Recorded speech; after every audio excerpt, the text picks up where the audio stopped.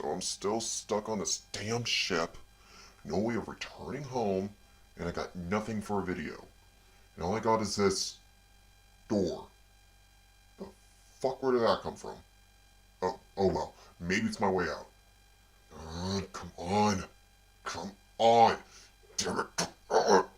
Damn it, it's locked, and I don't know of any key around here.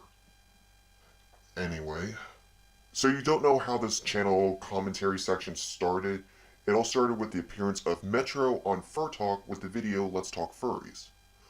Well, I kind of thought it over, and we should take a re-look and add something to it. So I'll be doing a redo of that episode. So without further ado, my students, welcome to Furry 101. Now, what is it that's going to make this episode different from Fur Talk? Well, I found this article of 9 questions people are too shy to ask to furries. So for each one, we are going one by one to answer to the best of my personal knowledge, my opinions, and by my research. Which I highly recommend do some research. Number 1. So being a furry means you run around in a fursuit all the time, right? As much as hosts would like to wear Metro around in public, pictures right here, not all furries can or will wear the suit all the time, and there's multiple reasons for that. One is due to location. Location is important on when wearing a suit is appropriate. A store or mall, you would need special permission, but more than likely you'd be asked to take the mask off or leave. We personally do recommend trying someplace more outside and public, but always check if there's any policies you should be aware of when it comes to parks. 2. Weather. Depending on how the suit is made, you don't want something as uncontrollable as weather to destroy a $1,000 suit. Hotter weather can melt glue and make the structure fall apart. Rain could destroy any glue and the fabric and pretty much loosen it and fall apart. Always watch the weather before you suit or be prepared for the worst. 3. Inner heat. As the normal creature of this planet, we produce body heat, and with our body heat, we produce sweat. And the suits, they trap that heat. It increases it even more to sometimes an unbearable comfort zone, to where our sweat can also be trapped within the suit, within its material, and pretty much ruin it from the inside out. So, as much as we like to wear them, we can't wear them for long periods of time, just to keep them safe and nice, and to keep us from having to deal with some issues. So, as much as we would love to express our sonas and who we are, it's not something we are able to do all day, every day, for we can suffer from heat exhaustion and strokes, and it is very dangerous for suiting for long periods of time. I am not joking, my friends and newbies. There are records to where people have literally passed out and died due to not wanting to take off their suits and ruin the magic, as it's supposedly called. But out of doubt and for safety reasons, if a suitor needs their suit off, if a suitor looks like they're having problems, get them out of their suit. It is important, it is critical, and it is a benefactor between life and death. Also, a quick side note, a suit doesn't make a furry. It's the creator that makes the furry. You need to constantly remember that. Another thing about fursuits to note is that fursuiting is a great way to relieve stress. Everyone has a different way of relieving it, whether it's video games, comic books, movies, TVs, etc. For some furries, it would be fursuiting, because that way they can be who they want to be. They can be a little bit of their self, but not be themselves at the same time. Let themselves be free from all the stress that this world gives us. It all helps in some form or another. 2. Is being a furry just a sexual fetish?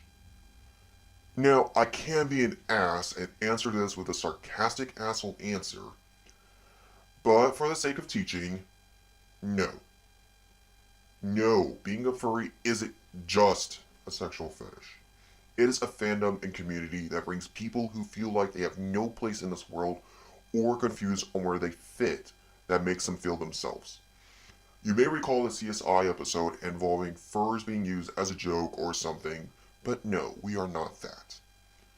Every fandom has a dark side of the spectrum, and we do somewhat accept the side, but we don't let it title us as just that. Fun is good every once in a while, but letting it be the only focus is not the right way to see a fandom or community. Never judge a fur by whether they top or bottom. Never judge a fur by their awoos. 3. What is a furry? This one is a common question many new minds and parents ask, and it's pretty simple when you answer it enough times. Furries is the common interest of people interested in anthropomorphic animals, aka giving a human characteristics to a non-human object or creature, in many cases an animal, through novels, media, entertainment, video games, pretty much whatever you can think of that doesn't have a human characteristics can be given that. And in most cases, it is with animals. Now, whether people know it or not, the biggest company, for example, for the fandom is pretty much Disney. They use countless examples of anthropomorphics for their movies like Robin Hood, Mickey Mouse, and countless other animals you and your kids have grown up with for years. So, yeah. Also, surprisingly enough, Disney also has the highest numbers of reasons on how furries even start. Because kids or young adults will be watching these, they be liking the fun thought about animals walking around, living like people, but still having the animal characteristics with them, which enhance would want them to be inspired to be like that. 4. What is a fursona? A fursona is a furry's representation of themselves, like their own child they created with their own creativity. I myself took time as I started out as a confusion.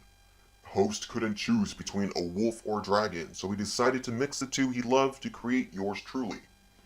Now, as helpful as having a fursona is to represent the person, some would be surprised to hear if a fur has more than one fursona, which is possible for different sonas can represent different parts of the creator of the host.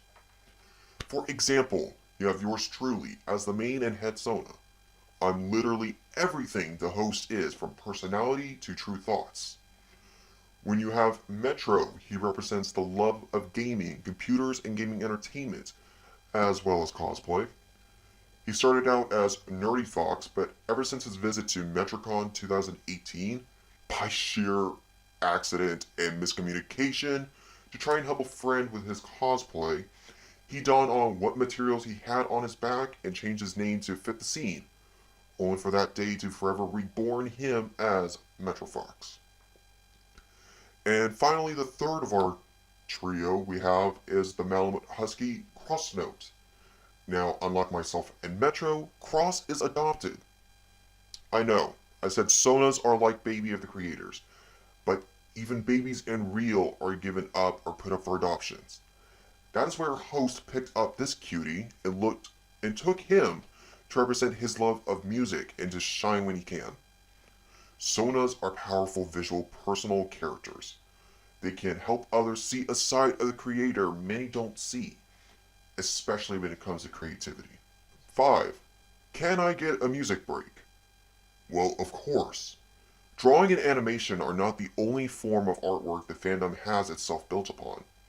Within the fandom, there's literally an ocean of talent branching out in different forms of entertainment, from traditional, digital, music, video, gaming, you name it. A couple big music lovers I can request looking up to take a listen are Nice and Coyote Pepper.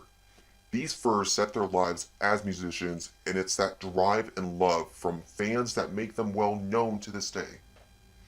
If you have a chance, look up their stuff and take a listen. They are pretty good. 6. So being a furry isn't really about sex. What do furries actually do? The question is, what don't we do that we do already? We don't take away what we do normally with our furry lives. If we had the choice without being judged, we would happily furry around at our work or around our family and friends a lot more times than we can, I bet. But we don't really do anything differently we already do. We just put a furry spin on it from time to time to make it more fun in our eyes, and entertain and put on a smile for others. That's another thing to point out of what we do, is that we actually do our best, and our goal is to make people smile, make everybody's day. Last year in total, with combined charity donations between Megaplex and FurFest of 2018, furries combined have donated over a total of $619,303 to charities in need. Still think we are bad creatures? Still think we're a bad fandom? 7. Are furries the same as bronies? Ah! Kill him with fire! I'm partially joking, but no. Furs and bronies are two different fandoms with different focuses. Now, are there full-on haters against the brony fandom? Yes. Personally though, we don't care about that fandom. If we see a brony walking around, we will still talk to them. We will hug them if they are wearing a suit just to show support. We will show that we are still the open-minded and loving fur of the fandom that we build ourselves to be. Like you should never judge a fur by its sudden lewd and confusion. Within fairness, do not judge a brony based on its pony liking. I think that's how it should go. And if y'all viewers disagree with me, type in the comments #BurnInFire. I'm just neutral. 8. What kind of people are furries? I had to think of a way to answer this one because you could do multiple answers for this one. To start off from the research, it's gender and sexuality status, which is comprised of more males and is largely connected to the LGBT community. But we feel like that's not the one answer that we would use every time we're asked this question. The answer we would use is there are multiple kinds of furries within the fandom. The fandom is flooded in different types of people as there are different types of furs. Not one fur is the same and never will be. True, there are more males than there are females, and true, it's connected more to the LGBT community, but you would never have the same thing twice. There will never be anything similar or just straight out cloned, so to say. 9. Do furries think they are animals? Now, this question, I will admit I found rather silly to ask, but I guess it would be one an outside mind would want to ask. While Host is around talking about furs representing his portion of the fandom, he will say, No, I don't believe I'm an animal in real life. It is just in character. but that's just his own answer. Now, while in characters, such as myself and the others, it becomes more fun that we act like the animals we are created to be, such as myself being interested in shiny things for my dragon side, being overprotective or somewhat protective by my wolf side. Metro being the fox, he's energetic, sly, ambitious, and always joking to get money out of people over silly things. Crossnote being cute, fluffy, but also trusting and be literally man's best friend. So, outside of the character, you don't have to think or be the animal you spiritualize yourself. But if that's what you think or do, then you do you. Personally, we do it only in character. And that's fine. And that's the end of this video. I hope this remake was worth it while I'm still trapped on this damn ship.